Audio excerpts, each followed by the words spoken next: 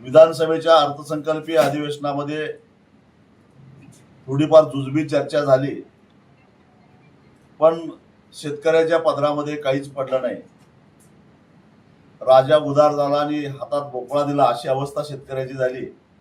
काजू उत्पादकाला तर वाऱ्यावरच सोडलं आणि आंबा उत्पादकांना केवळ हेक्टरी 2,500 रुपये 22,000 रुपये एवढीच मदत जाहीर केली, म्हणजे कलमाला 220 रुपये.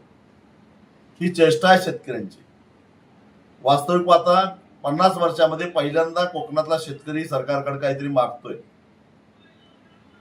सरकारनं मुक्त हस्ते शेतकऱ्याला काहीतरी द्यायला पाहिजे होतं, कारण आता सरकारनं जे काही निकष नियम लावलेत त्याचा विचार केला तर कोकणातल्या या 5 जिल्ह्यामध्ये मिळून केवळ 70 ते 75 कोटी एवढीच मदत मिळणार आहे.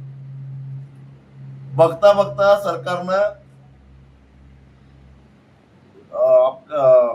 नाशिकच्या कुंभमेळ्यासाठी 15,000 कोटीवरनं 25,000 कोटी तरतूद केली आणि 25,000 35,000 कोटीपर्यंत नेली. म्हणजे जाता जाता 20,000 कोटी रुपये कुंभमेळ्यासाठी सरकार तरतूद करतं. पण 50 वर्षामध्ये पहिल्यांदा सरकारकडे न्याय मागणाऱ्या आंबा आणि काजू उत्पादक शेतकऱ्याला मात्र 70-75 कोटी देऊन त्याची चेष्टा करतं. ही संतापजनक घटना आहे. हे कोकणातल्या सर्वपक्षीय लोकप्रतिनिधींचं सुद्धा मोठं अपयश आहे.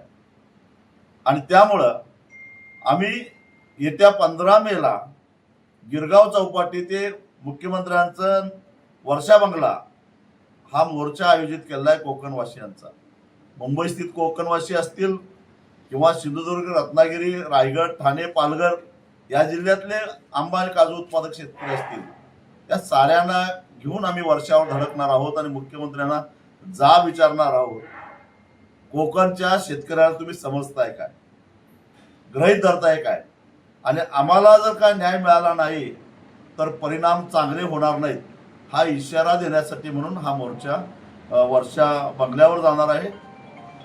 हा मोर्चा दुपारी 3 वाजेपर्यंत गिरगाव चौपाटीवर एकत्रित यायचं आणि 3 वाजता आम्ही वर्षाच्या दिशेनं जाणार आहोत. साहेब, यावर ते ज्यावेळेला नुकसान भरपाई सरकारने जाहीर केली त्यानंतर सिंधुदुर्गाचे पालकमंत्री असतील आणि रत्नागिरीचे पालकमंत्री त्यावेळेला मुख्यमंत्र्यांनी त्यांची भेट घेतली होती आणि भेटीमध्ये सुद्धा जो म्हणजे एका कलमाला काय 220 रुपये काय 230 रुपये असे प्रमाणे 220 रुपये मिळतात. ही तुटपून जी मदत आहे त्या संदर्भात मुख्यमंत्र्यांनी लक्ष वेधलं होतं त्यांनी आणि लवकरच ही भूमिका लवकरच जो निर्णय आहे तो जाहीर केला जाईल असं देखील सांगितलं. लवकर म्हणजे कधी कधी भूमिका जाहीर करणार आहे? काय मुहूर्त सापडत नसेल तर एखाद्या भटजीला जाऊन आम्ही विचारू का? कधी देणार आहात? एक तर 220 रुपये तर आम्हाला मान्य नाहीच. आमची मागणी आहे हेक्टरी 5 लाख रुपये, म्हणजे कलमाला 5,000 रुपये ही मागणी आहे. तुम्ही देताय 220 रुपये. काजूला तर तुम्ही वाऱ्यावरच सोडलेला आहे. काय अवस्था आहे आज काजू उत्पादकांची? आणि अशा पद्धतीनं जर शेतकऱ्याला तुम्ही वाऱ्यावर सोडणार असाल तर शेतकरी आता गप्प बसणार.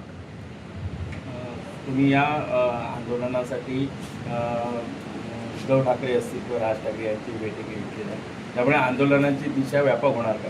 हो, निश्चितच व्यापक होणार आहे. कारण केवळ राजकीय पक्षांनीच नव्हे तर अनेक सामाजिक संघटनांनी सुद्धा या आंदोलनाला पाठिंबा दिलेला आहे.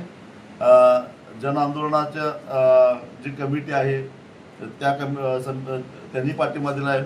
मुंबई मराठी भाषा संशोधन अभ्यास केंद्रानं पाठिंबा दिला आहे.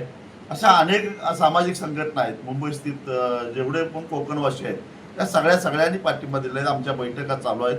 मी स्वतः सिंधुदुर्ग, ठाणे, रत्नागिरी या सगळ्या जिल्ह्यामध्ये जाऊन बैठका मेळावे घेतले आहेत. त्यामुळं मोर्चाची तयारी आमची जोरदार झाली आहे.